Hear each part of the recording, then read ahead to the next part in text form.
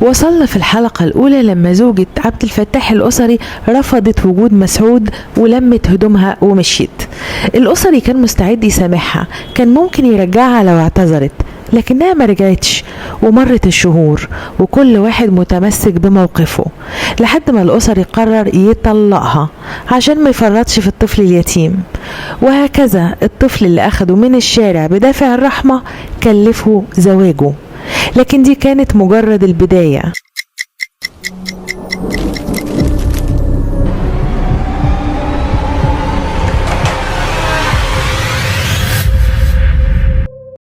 بعد انفصاله عن زوجته الأسري غرق في الشغل أكتر. في بداية 1950 تعاقد لأول مرة على 8 أفلام، ومسعود بقى فعليا جزء من حياته، ما كانش بيفرقه في البيت في الاستوديو في كل مكان.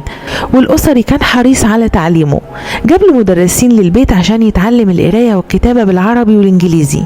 يعني الطفل اللي دخل حياته فجأة بقى ابنه بكل معنى الكلمة. لكن النجاح نفسه بدأ يتحول إلى عبء. العروض بقت كتير لدرجة إن الأسري ما عادش قادر يقبلها كلها. الفيديو كامل موجود على القناة.